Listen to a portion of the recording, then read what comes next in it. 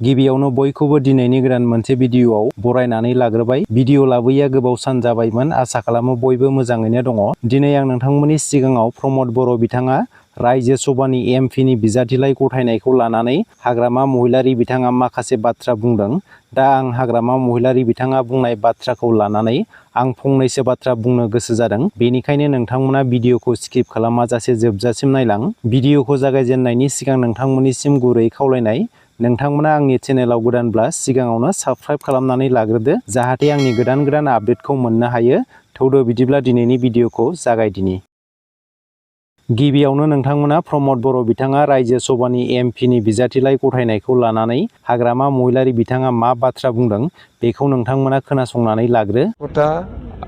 আমার রাজ্যসভা এমপি বা লোকসভা এমপি এইবিলাক কি আমার লগত কি লেনদেন আছে? আমার লেনদেনটো হ'ল বিটিচি উন্নয়ন হ'ব লাগে। বিটিচি উন্নয়নৰ স্বাৰ্থত আমি কাম কৰিম। বিটিচিটোৱেই মেইন।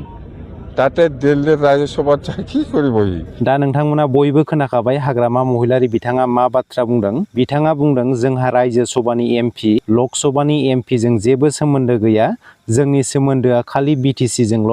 रमद बर'आ दिल्लीनि रायजो सभायाव थांनानै मा खालामनो? दा आं बेवहाय हाग्रामा महिलारि बिथांनि बेबादि बाथ्रा बुंनायनि सायाव बे बाथ्राखौनो बुंनो सानदोंदि हाग्रामा महिलारि बिथाङा मा जाहोननि थाखाय आरो मानि थाखाय रायजो सभानि एमपि आरो लकसभानि एमपिजों जेबो सोमोन्दो गैया होननानै बुंदों। दा जों काउन्सिलनि जेंना आरो जौगानायनि गोबां डिमान्डफोरखौ लानानै सेन्ट्रेल लेभेलाव बुंथिनानै होनो थाखाय एमपिनि गोनांथि जायो। दा बेवहाय गोबाङानो मिथिखागौ जानांगौदि 125 एमेन्डमेन्ट बिलखौ लानानै सिगांनिफ्रायनो सरकारनियाव दाबि दैखांबोगासिनो दङ।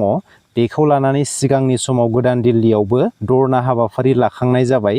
125 एमेन्डमेन्ट बिलनि गेजेरजों जोङो बिटिसिआव सेन्ट्रेलनिफ्राय थोंजोङै जौगाथायनि थाखाय फान्ड एबा रांखौ मोननो हागोन। जों मिथिखागौ बिटिसिनि जौगाथायनि थाखाय सेन्ट्रेलनिफ्राय जा रां हरो बेयो आसाम सरकारनियावसो फैग्रोयो। बेनि उनावसो आसाम सरकारा बिटिसिसिम हरो, जेराव माखासे गोबां जेंनाया नुजायो। बेनिखायनो जोंनो 125 एमेन्डमेन्ट बिल आरो 60था समस्तिखौ नांगौ। दा बेखौ लानानै रमद बर' बिथाङा रायजो सभानि एमपिनि थाखाय बिजाथिलाइ गथायदों आरो बिथाङा एमपि जानो थांगासिनो। बेनिखायनो रमद बर' बिथांखौ आं बेखौनो खावलायनो सानोदि एमपि जाखांनायनि उनाव जाहाथे 125 एमेन्डमेन्ट बिलखौ पास खालामनानै लाबोयो आरो सेन्ट्रेलनिफ्राय डाइरेक्ट बिटिसि जौगाथायनि थाखाय फान्ड मोननो हायो।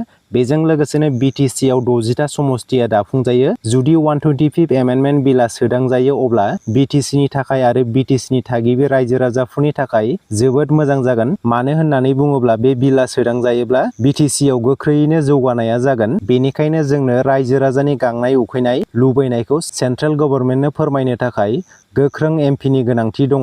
बेनिखायनो आं आसा खालामो रमद बर' बिथाङा बिटिसि जौगाथायनि थाखाय एमपिनि बिबानखौ लानानै मोजाङै खामानि मावगोन। दा बेवहाय आं बबेबा मोनसे राजखान्थि दोलोनि जानानै बाथ्राखौ बुंनो सानाखै। आं जा बाथ्राखौ बुंनो गोसो जादों बेखौ आं नोंथांमोननि सिगाङाव फोरमायनानै होदों। रमद बर' बिथाङा रायजो सभानि एमपिनि थाखाय बिजाथिलाइ गथायखांनायनि उनाव माखासे गोनां बाथ्राफोरखौ फोरमायनानै होदों। नोंथांमोना बेनि ससे भिडिअ क्लिपखौ नायग्रोदो। আমাৰ ফাৰ্ষ্ট প্ৰায়ৰিটি যে 125 এমেণ্ডমেণ্ট বিল এমেণ্ডমেণ্ট হ'ব লাগিব আৰু 6 শিডিউলটো শক্তিশালী কৰিব লাগিব। কেন্দ্ৰীয় আৰু জ্যেষ্ঠ নেতৃত্বক মই ধন্যবাদ জনাইছোঁ যে অসমৰ যি নতুনকৈ 3টা ৰাজ্যসভাৰ সিট খালী হৈছিলে এইটো পূৰণ কৰিবলৈ যোৱাকালি যি নমিনেশ্যন পেপাৰ ছাবমিট কৰা হ'ল আৰু আজি স্ক্ৰুটিনি কৰা হ'ল।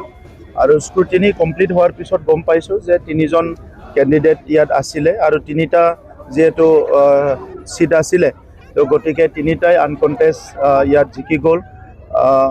অহা 9 তাৰিখে যিটো চাৰ্টিফিকেট এইটো দিয়া হ'ব।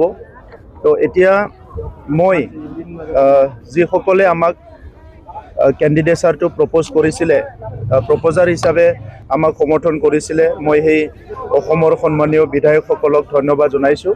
আমাৰ UPPL বিধায়কৰ লগতে অইন বিধায়ক ইয়াত স্বাক্ষৰ কৰিছিলে, মই সকলোকে ধন্যবাদ জনাইছোঁ। दा नोंथांमोना बयबो खोनाखाबाय रमद बर' बिथाङा मा बाथ्रा बुंदों। दा नोंथांमोना बेनि सायावहाय मा सानो कमेन्ट सेक्सनाव फोरमायहरदो। दिनैनि भिडिअआ एसेनोसै, गोजोन्थों।